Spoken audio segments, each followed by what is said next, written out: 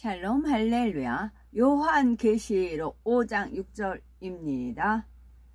또 내가 또 보니 보호자와 내 생물과 장로들 사이에 한 어린 양이 서 있는데 일찍이 죽임을 당한 것 같더라.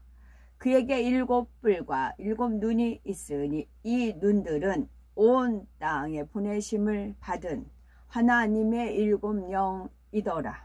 아멘. 요한복음 14장 21절입니다. 나의 계명을 지키는 자라야 나를 사랑하는 자니 나를 사랑하는 자는 내 아버지께 사랑을 받을 것이요 나도 그를 사랑하여 그에게 나를 나타내리라. 아멘. 잠언 8장 17절. 나를 사랑하는 자들이 나의 사랑을 입으며 나를 간절히 찾는 자가 나를 만날 것이니라. 아멘. 출애굽기 20장 6절. 나를 사랑하고 내 계명을 지키는 자에게는 1000대까지 은혜를 베푸느니라. 아멘. 제목은 응답받기 위한 하나님의 측정 기준 7영 두 번째 시간입니다. 하나님께서는 모든 응답과 축복을 반드시 영계의 법칙에 맞추어서 공의에 따라 주십니다. 여기에 적용되는 공의의 법칙이 바로 7영이지요. 이는 사람의 마음과 생각, 행실 등 모든 분야를 한치의 오차 없이 7가지 면에서 측면에서 측정하는 것입니다.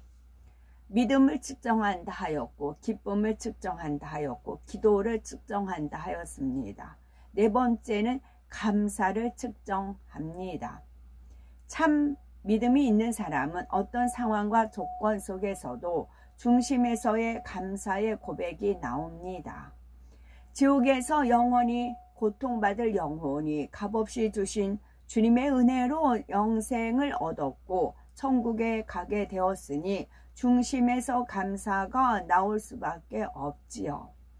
더구나 사랑의 하나님께서 아버지가 되셔서 우리의 삶을 한 걸음씩 인도해 가신다는 사실을 믿는다면 범사에 감사할 수밖에 없습니다.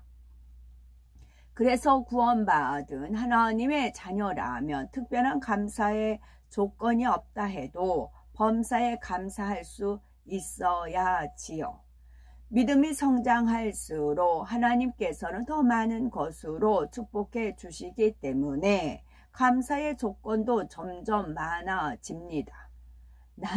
우리는 범사에 얼마나 감사하며 살아가시는지요. 당장 눈앞에 어떤 어려움이 있다 해도 오직 하나님을 믿음으로 감사하여 7영의 기준에 합격하여야 되겠습니다. 만일 감사한 일이 있을 때만 감사하고 어렵고 힘든 상황에서는 원망불평한다면 7영이 측정할 때 불합격 판정을 내릴 수밖에 없습니다. 빌립보 4장 6절에 아무것도 염려하지 말고 오직 모든 일에 기도와 간구로 너희 구할 것을 감사함으로 하나님께 아뢰라 하였지요. 아무리 환경과 조건이 나쁘다 해도 하나님을 믿음으로 범사에 감사해야 되겠고 믿음의 행함을 하나님께서 기뻐하시고 모든 일에 합력하여 선을 이루어 주십니다. 5째는 계명을 얼마나 잘 지키는지 측정하십니다. 성경을 보면 무엇을 하라 하지 말라 지키라 버리라 라는 말씀이 있습니다. 그 중에 10계명은 성경의 모든 말씀을 함축하고 있는 10가지 항목이죠. 하나님의 7영은 성도들이 10계명을 얼마나 잘 지키는지 정확하게 측정하여 잘 지킨 성도에게 응답을 주십니다. 그렇다면 계명을 잘 지키는지 왜 기도 응답의 조건에 들어가는 걸까요? 하나님께 응답과 축복을 받는다는 것은 하나님의 사랑을 받는다는 뜻입니다. 하나님께서는 모든 것을 공의 가운데 역사하시니 계명을 지키고 공의 가운데 사랑받을 만한 사람이라야 은혜와 사랑을 주시지요. 그래서 잠언 8장 17절에 나를 사랑하는 자들이 나의 사랑을 입으며 나를 간절히 찾는 자가 나를 만날 것이니라 말씀하셨습니다. 하나님을 사랑하는 가장 명확한 증거는 바로 계명을 지키는 것이지요. 요한복음 14장 21절을 보면 예수님께서 나의 계명을 가지고 지키는 자라야 나를 사랑하는 자니 나를 사랑하는 자는 내 아버지께 사랑을 받을 것이요 나도 그를 사랑하여 그에게 나를 나타내리라 말씀하셨지요. 이처럼 하나님을 진정으로 사랑하는 사람은 기쁘고 행복하게 하나님의 계명을 지킵니다. 하지만 믿음이 어린 성도들은 계명대로 사는 것을 힘들게 느끼기도 하고 온전히 지키지 못하기도 합니다.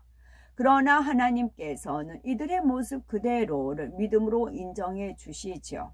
계명을 지키지 못할 때가 있다 할지라도 다시 하나님의 말씀대로 살려고 노력한다면 그 모습을 사랑스럽게 여기셔서 응답해 주십니다.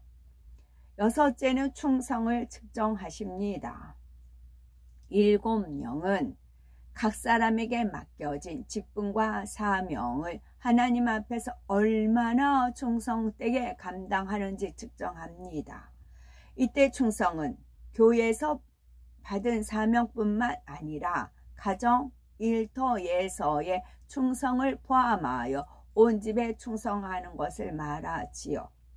만일 주의 일과 세상의 일 중에 하나만 택하라고 한다면 믿음 있는 성도는 주의 일을 택할 것입니다. 그렇다고 세상 일을 소홀히 해도 된다는 의미는 아니죠. 궁극적으로는 어느 한편에 치우치지 않고 모든 일을 하나님의 영광을 위해 진리 안에서 합당하게 행해야 됩니다. 때때로 신앙의 연수가 오래되고 직분이 있는 일꾼인데도 지킴받지 못하고 큰 문제를 만나는 경우가 있지요. 이런 분들을 보면은 전에는 뜨겁게 사명 감당하며 충성하다가 어느 순간부터 사명을 놓고 미지근해졌다고 고백하기도 하지요. 가령 사업터를 확장하는데 마음을 빼앗겨 주의 일을 소홀히 합니다. 또 생활이 어렵거나 가족의 핍박을 피해 보다가 타협하다 보니 사명에 대한 충성이 식어졌지요. 결국 사명을 억지로 힘들게 감당하는가 하면 자리를 지키지 못하거나 겨우 자리만 지키는 사람도 있습니다. 그러면 한때는 충성했는데 왜 마음이 변개한 걸까요? 이는 열심을 냈다고 하지만 영적인 충성을 등한히 했기 때문입니다. 영적인 충성은 꾸준히 마음의 할례, 그 마음의 악을 버리는 작업입니다.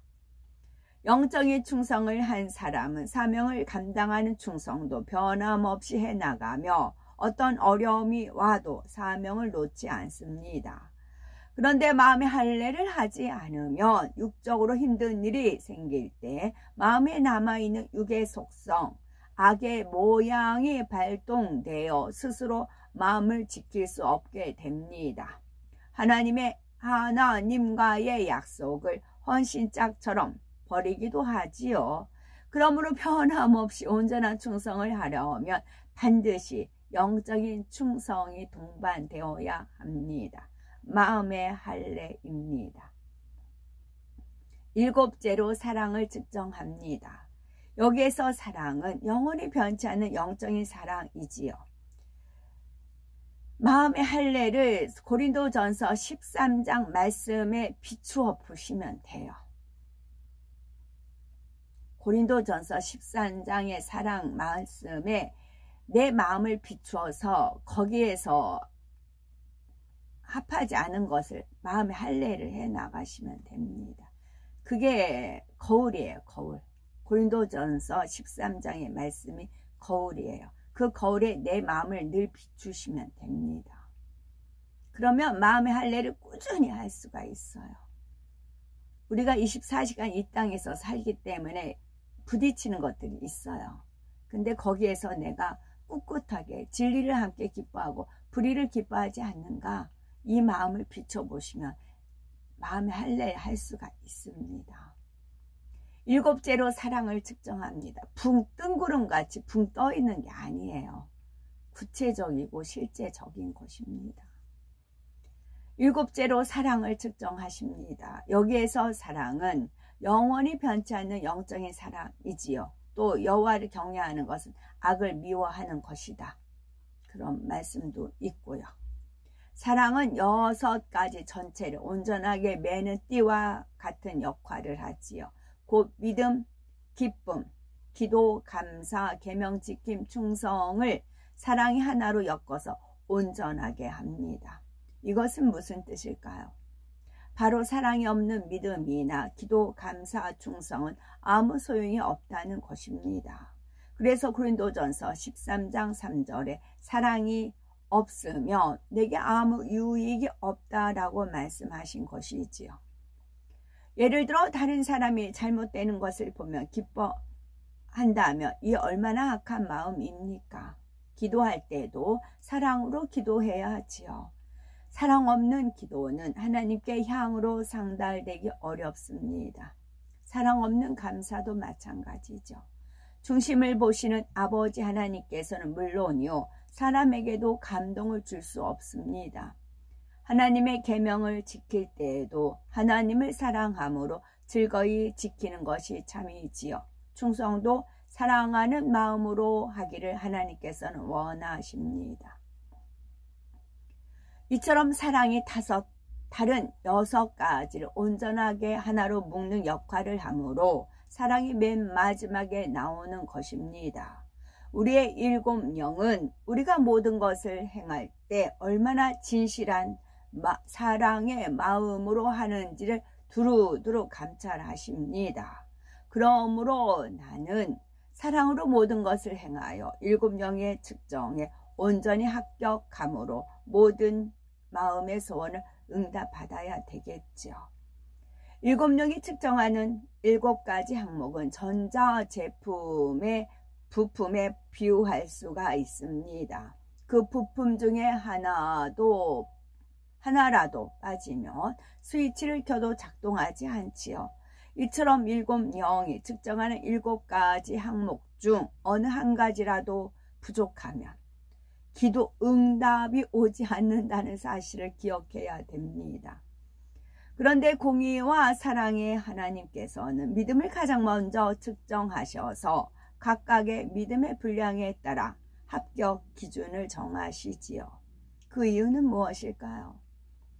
하나님께서는 통과하지 못할 높은 기준을 정해놓고 응답하지 않으시려는 것이 아닙니다.